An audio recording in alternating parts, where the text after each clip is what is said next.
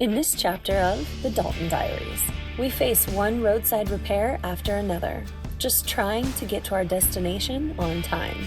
This was only the beginning, and later, I'll have my most white-knuckling experience going through Atigun Pass. The road conditions are scary and extremely dangerous, and we're about to face some of nature's toughest obstacles. Strap in tight, and let's roll. Time for another round. We're gonna head north to Prudhoe Bay after we get what we need. So one of the most important things I can do right now is check my chains. It's snowing up there on Atigun Pass, so we really need to make sure I've got what I need before I head north with her. And I got my winter tires installed, so I'm ready to go. Every time I hook to a trailer, I always include a tug test.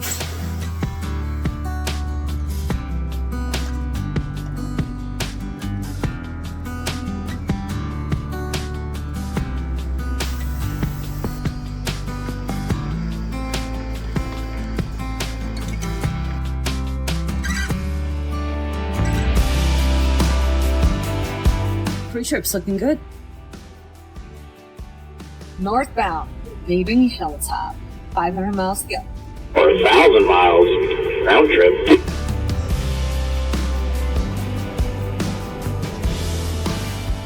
And it is snowing.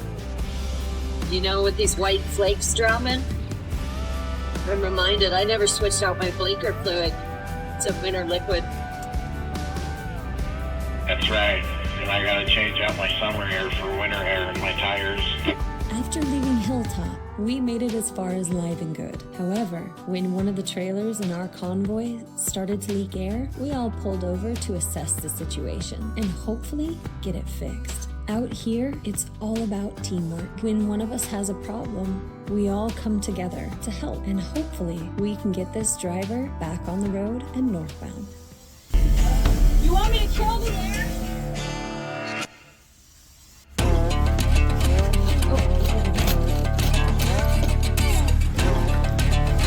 Is that it? Yeah, that's it. There's a reason I carry all this brass. Teamwork makes the dream work.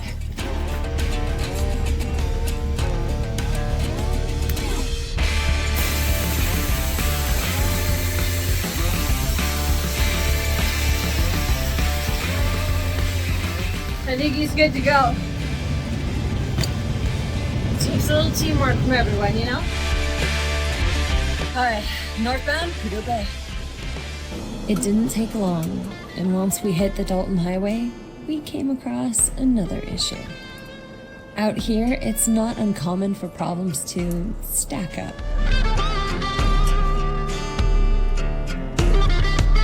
Or do you want to come to this straight stretch over here? And then, like, just past the pullout? Yeah, I can do that. You know, if it's not one thing, it's another. Not all repairs are as easy as others, but this one, when we stopped just past 6 Mile Pullout, this was such a quick repair, I didn't even need to help. I got back to their truck and turned around and walked back forward. That was a quick fix. Back to it. Ready? Yeah.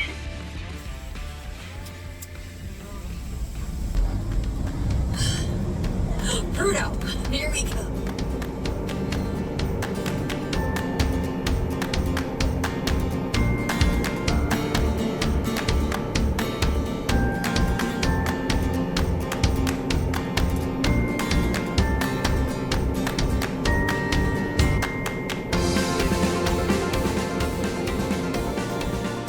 While we were busy working on an exhaust leak, a pickup pulled up behind us. In the back, was a massive moose rack laying in the bed. It's a reminder of where we are, out in the wilds of Alaska, where the road and nature are always intertwined.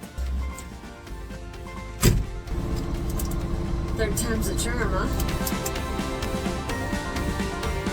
Not in a hurry. Here we go.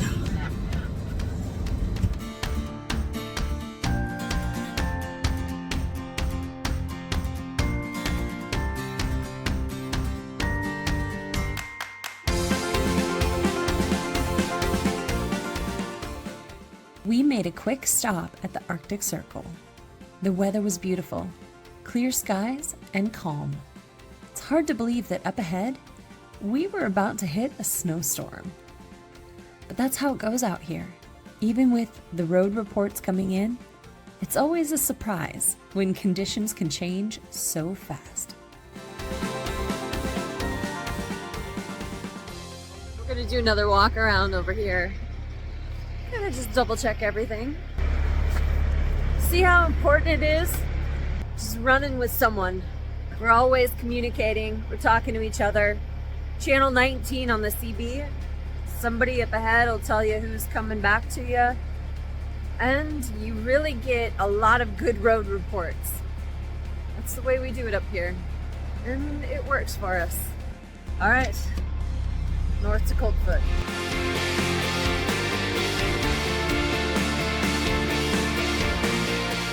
As we got closer to Coldfoot, the radio on CB Channel 19 came alive with warnings. Southbound driver after southbound driver reported on the treacherous conditions ahead. We knew we were in for a challenge, but that's the reality of running these roads. You're always listening, always preparing for what's next. It's pretty gnarly once you get to the pass and get over the pass and everything. Chain up weather up there. Okay, thank you. Hey, you got chains on board? Oh, you mentioned buttons. 2 sets. Yeah, they were chaining up at the Slide and Tulik and Galbraith and Slope. Hey, Jim, how's everything looking there? Someone said don't fuck around and find out, and then, like, onto the hill again, but probably won't think, but I think you can do it, and then just watch out for 117 and Tulik.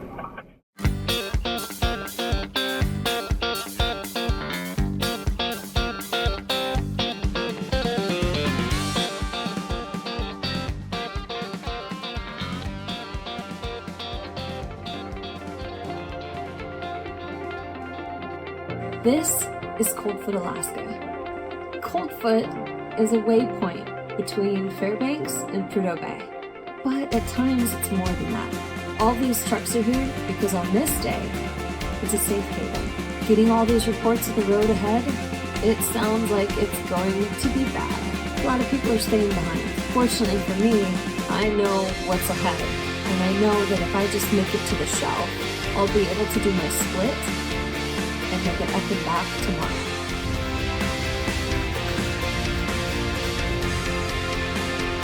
Well, I just left Coldfoot. I went in for a second, used the facilities. Sounds like same kind of reports. All these trucks that are here are staying here to avoid what's ahead of us.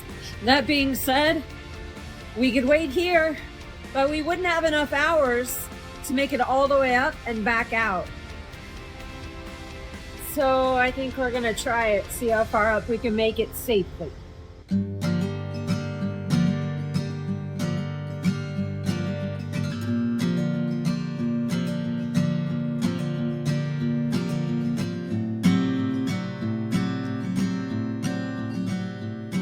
A few of us ran north from Coldfoot to the base of Chandelar Shelf.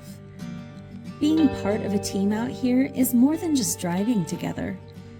It's conversations, roadside repairs, the jokes, and sometimes even a bit of entertainment that helps us pass these long, tedious trips. Snowflakes are getting bigger. You know what this means, right? What's that? Jingle bell, jingle bell, rock. No! And as the snow started falling, the mood changed. We all knew what lay ahead, Atigun Pass. And as the weather turned, we began mentally preparing for the treacherous road ahead.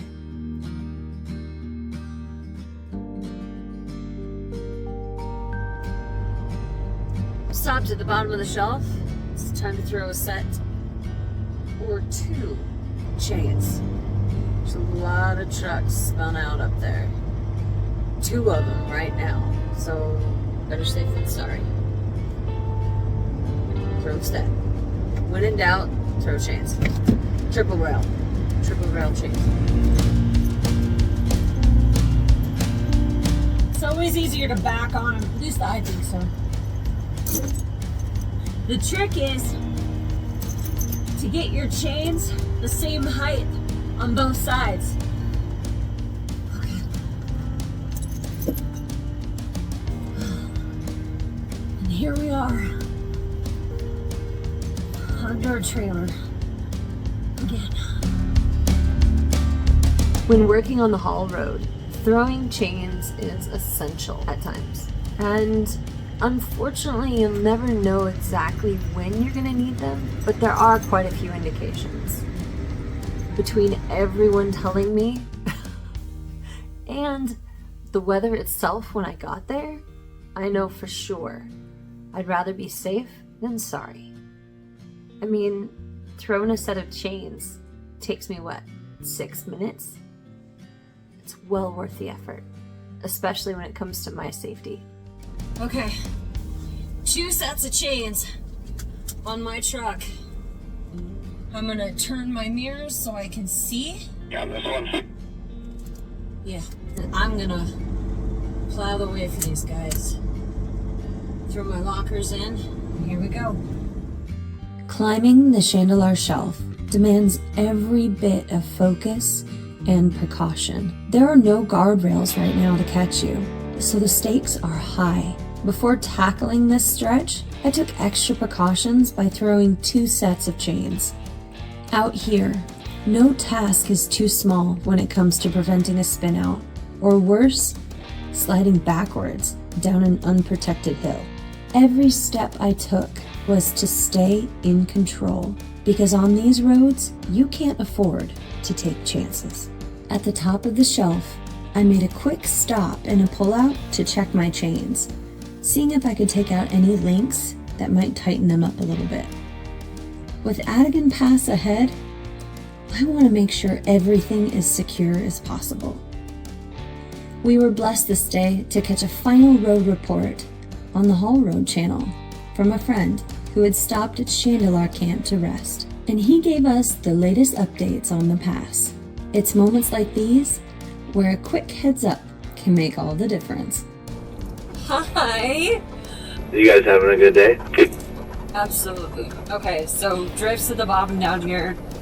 Push hard through, they're direct. Somebody up there by the waterfall in the southbound lane, but I should get around them. Here we go. Is that about it? Yeah, like after you get up through the switchback and you get started, that straight stretch is where you're going to start seeing some drifts, and then it progressively gets deeper on the way up. And then just above the waterfall there's a truck that's northbound, but broke down in the southbound lane. I have to wear these chains all the way up to Lick, or just keep them on, so I got told earlier. I took mine off at the bottom of the pass, and then I barefooted Galbraith, and I chained at the top of Tulik for 117. Still got mine on when I came southbound, but when I went northbound after the pass, I took them off. Galbraith was all dirt, mud slush most of the way up, and Tulik was mud slush 3/4 of the way up.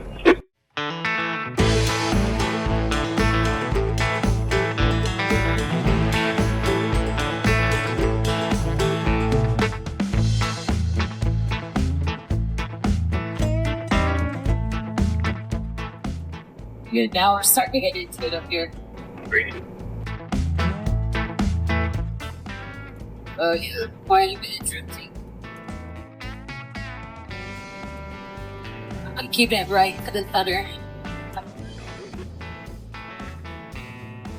Holy mackerel, yep, up here, just before the waterfall, yeah, yep. One lane. I'll make way for you boys. That's one of your tracks and everything's going good.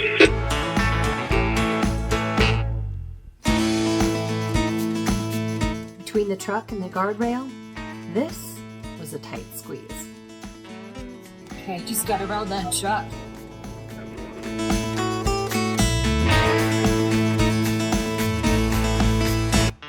northbound up the pass, ×2, over by the waterfall.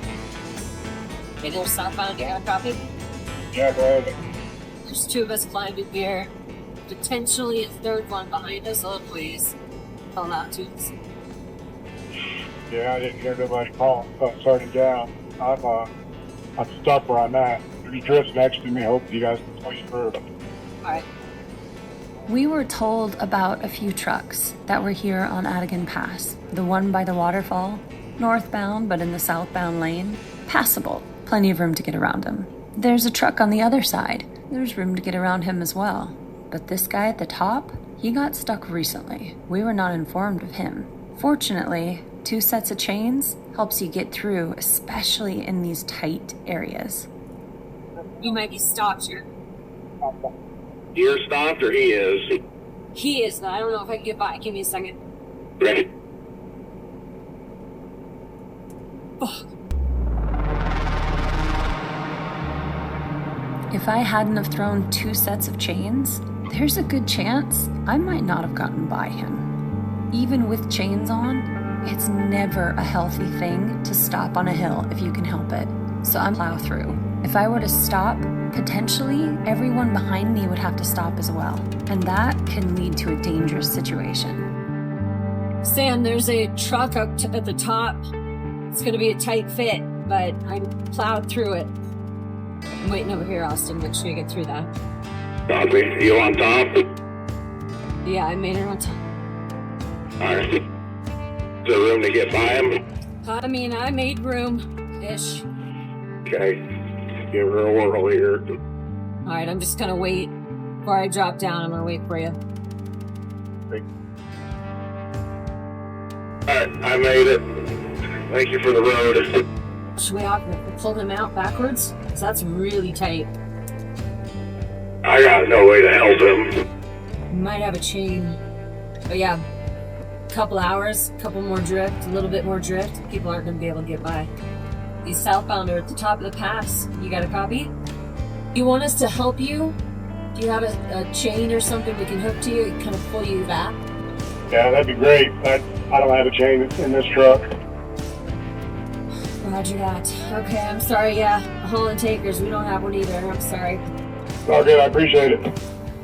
After coming up in those conditions and seeing the truck on one side, the drift on the other, I just knew it was going to be a dangerous situation for anybody who might be coming up behind me. Maybe I plowed the way for the driver behind me, but after any period of time, that drift could have gotten way worse and make it impassable for anyone else. So we do what we can to help not only ourselves and that driver, but maybe another driver who might need it in the future. Southbound, you got a copy? Where's that? Spun out down here? Yeah, I'm spun out. There's one above. Right, now I'm dropping down northbound right now. I'm looking at you. I just want to make sure you're alright. Yeah, spun up go out. Roger that, thank you.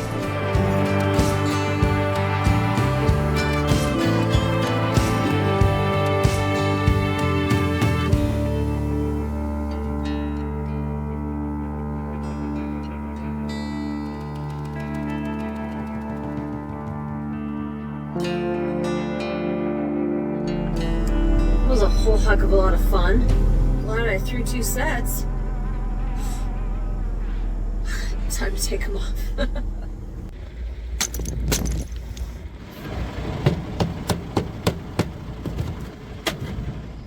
Northbound, Prudhoe.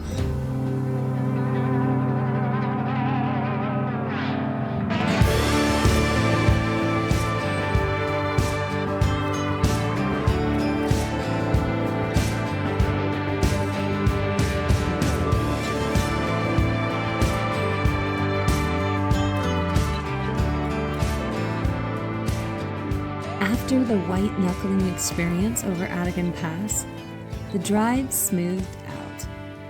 Even with the fresh snow blanketing the road, I didn't slip a wheel. I felt confident in my equipment and my capabilities to make it the rest of the way north. But as the hours wore on, exhaustion started to set in. For safety, I pulled over at Sag River, letting the rest of my convoy continue without me while I got some much-needed rest. Okay, I gotta stop the girls. Especially if it's a slopping mess up there.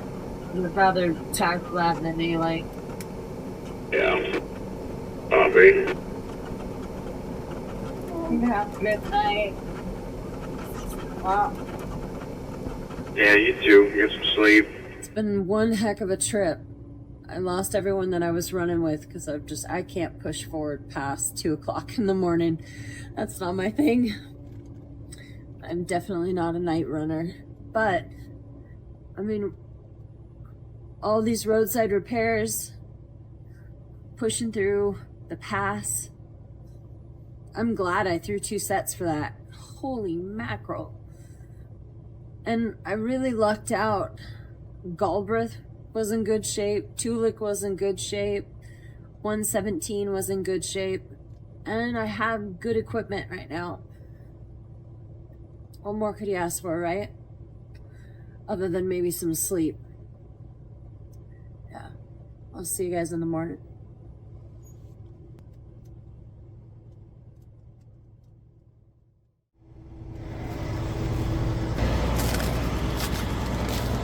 Pre-trip looks good.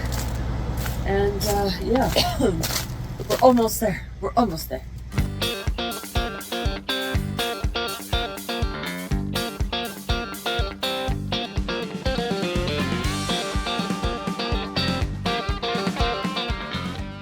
Ice Cut Hill.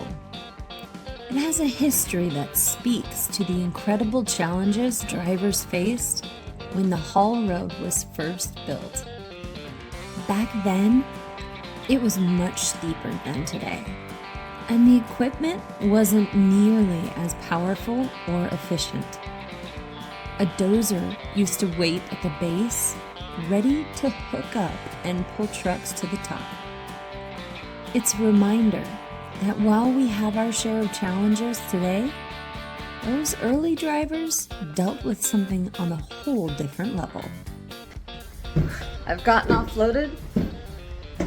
I think I'm just waiting for a few more minutes before my 3 hours is up. Since I took 7 down there in Sag River, I'm gonna do a split.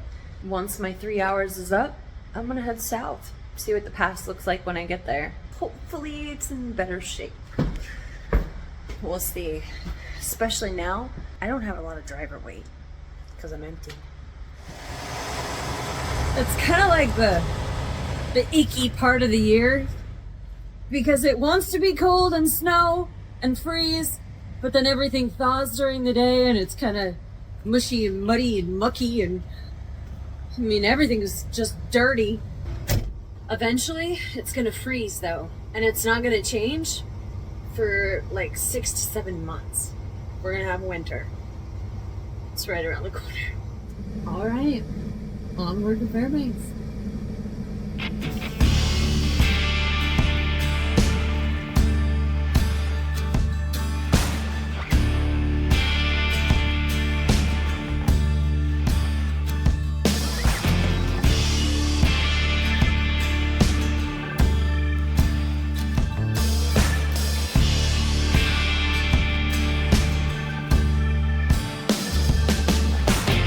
Even during weather like this, we still have road construction. I think they were trying to, they were hoping that it would already be done, but it's not. We don't even have delineators out. That's a big deal for us drivers. We use those a lot. You'll see in some of my other videos why. My industry supplies all of the goods in order for Prudhoe Bay to stay active. Prudhoe Bay then sends all the crude oil that it drills back down to Valdez. This pipeline is how it's done. It's here, and it's an indication that our work is paying off.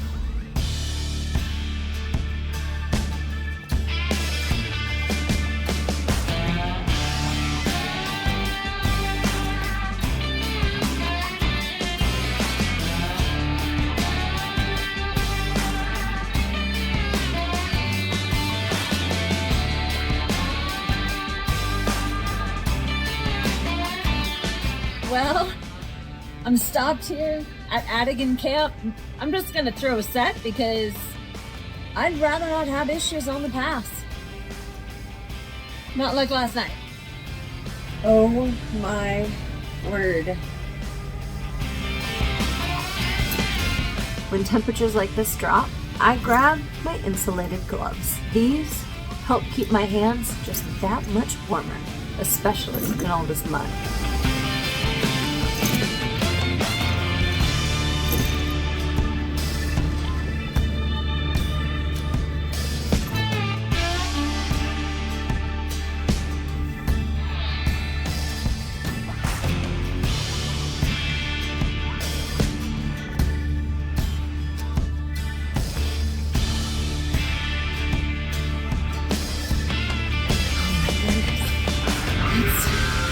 It's so many.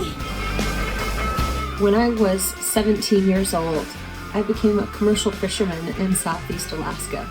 Out of Ketchikan, I took on many fisheries: power trolling, hand trolling, shrimping, longlining. How I became a commercial truck driver after living on an island for 15 years, I'm not sure.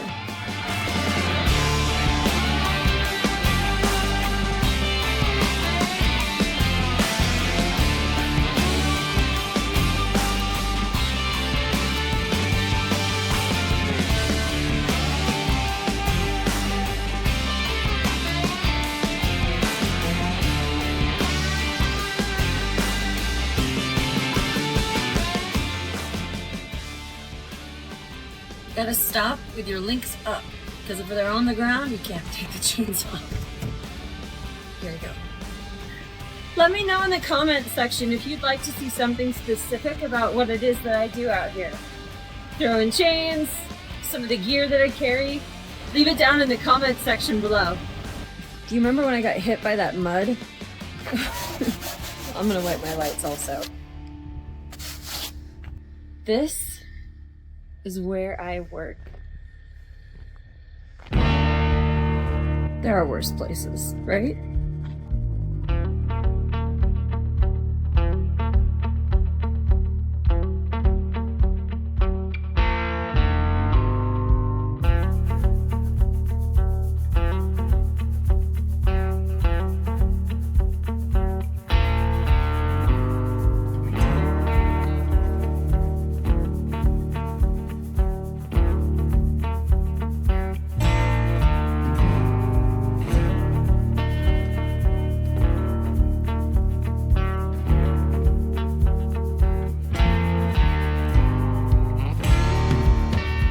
Made it to Coldfoot, but I'm gonna stop here for a second, clean off my lights. I'm gonna want those moose lights. It's starting to get dark.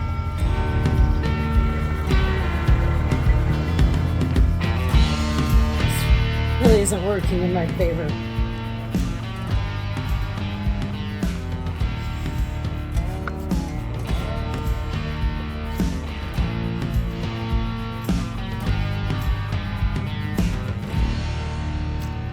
Gross.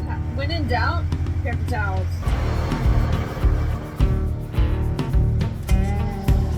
I think I'm good to go. All my lights, placards, everything looks good. I did a walk around. It's a halfway point. From Coldfoot to Fairbanks, it's about a 6-hour drive.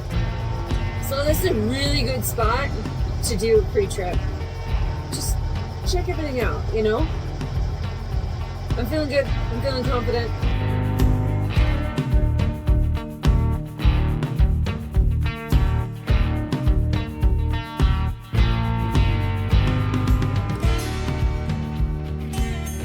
Thank you for watching my channel, Dalton Darlin. It is always an adventure trucking in Alaska. Like and subscribe to follow more of my adventures.